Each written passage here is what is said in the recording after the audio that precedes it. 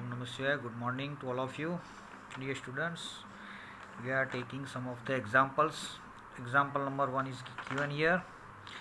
An insect trapped in a circular groove of radius 12 cm moves along groove steadily and completes 7 revolutions in 100 seconds. तो 100 second में 7 revolutions करता है. तो for solution first of all trapped circular groove, तो radius का radius होगा radius of uniform path, radius of uniform path R equals to आपके पास 12 सेंटीमीटर दिया हुआ है. Okay, now the insect complete 7 revolutions in 100 seconds. Therefore time t is equal to 100/7. Okay, what is the angular speed? Angular speed हमें find करनी है. तो radius of a uniform path r is equal to 12 centimetre and t is equal to 100/7. So angular velocity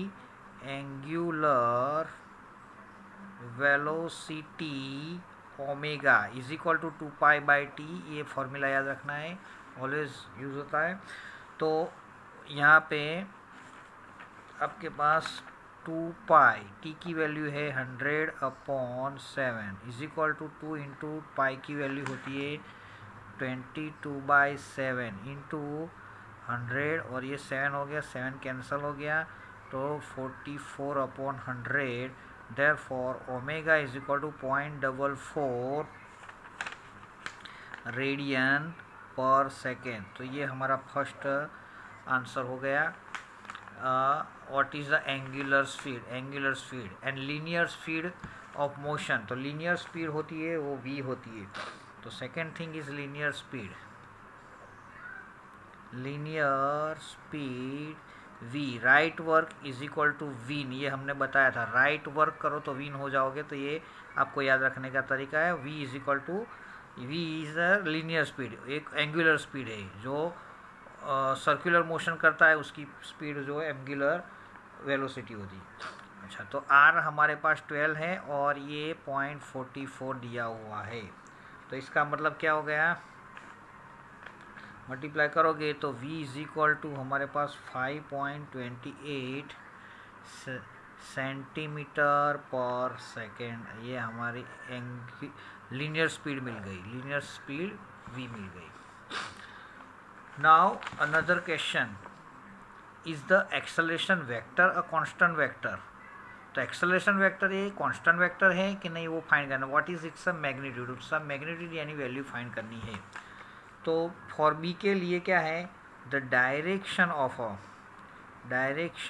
of acceleration changes, क्योंकि वो circular motion में है तो इसका डायरेक्शन चेंजेस होता है, चेंजेस कंटिन्यूसली. तो इसकी वजह से so the acceleration is not constant vector,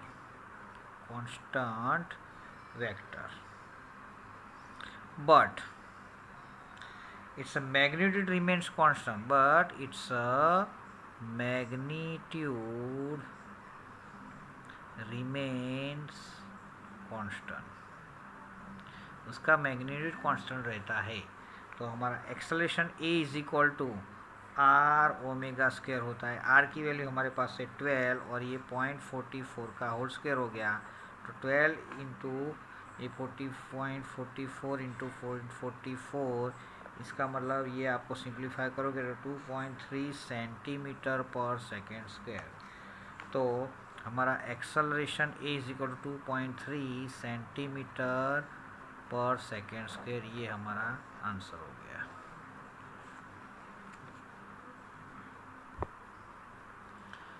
Now we have another question. A batsman hit back a ball straight in the direction of the bowler without changing its initial speed of 12 metre. यानी जब batsman जैसे खड़ा है तो उसकी वो positive direction से ले जाता है. बॉलर जो बॉल करता है उसका ऑपोजिट में है तो उसकी वेलोसिटी, इनिशियल वेलोसिटी हमारे पास हो जाएगी v0. तो हम कह सकते हैं तो फॉर सॉल्यूशन के लिए क्या हो जाएगा, ये 12 सेंटीमीटर मीटर पर सेकेंड से वो बॉलर बॉलिंग करता है, तो initial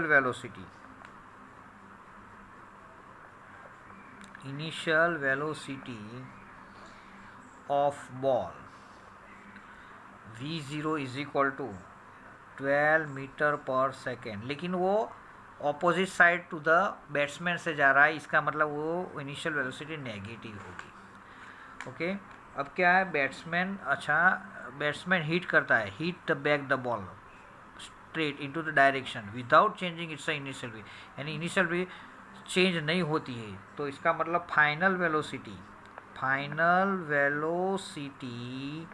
of ball v is equal to 12 metre per second होगी। ये पॉजिटिव रहेगी क्योंकि वो क्या है, पॉजिटिव डायरेक्शन में ही हिट कर रहा है इसकी वजह से, और बॉलर ऑपोजिट डायरेक्शन में था, इसके लिए उसकी नेगेटिव वेलोसिटी, और दोनों की speed before the ball hit, जब बैट्समैन हिट करता है उसकी पहले वेलोसिटी, और आफ्टर द हिट करने के बाद दोनों को सेम वेलोसिटी है, इसके लिए 12 टेल है, लेकिन ऑपोजिट डायरेक्शन है इसलिए वो माइनस और प्लस, उसको प्लस लोगे तो इसको माइनस हो जाएगी, बस यही होता है। अच्छा, the ball is mass of the, यानी mass of the ball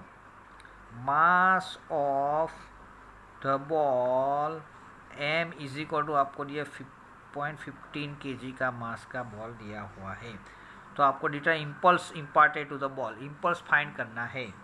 okay, तो इम्पल्स इज इक्वल टू हम जानते हैं F into delta T is equal to delta P, a impulse है, तो देयरफॉर इम्पल्स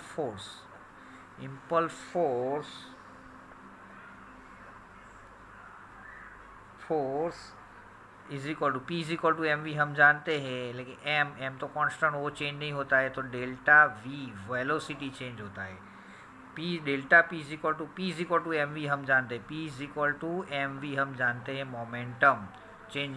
ओके, तो चेंज इन द मोमेंटम, तो delta P होता है, लेकिन पी जो है उसमें मास है तो वो तो चेंज नहीं होता है, लेकिन वेलोसिटी चेंज होती रहती है, इसका मतलब डेल्टा वी ले लिया। तो इसका मतलब 0.15 delta V is equal to v minus v0, final velocity minus initial velocity, तो 0.15 फाइनल वेलोसिटी हमारे पास है 12 है, माइनस 12 यानी हो गया 0.15 इंटू 12 प्लस 12, तो 0.15 इंटू 24, इसका मतलब 3.6 न्यूटन सेकेंड। तो impulse force, therefore impulse of force is equal to 3.6 newton second into second. Impulse of force का न्यूटन है और टाइम का सेकेंड है, तो न्यूटन इंटू सेकेंड ये आंसर होगा।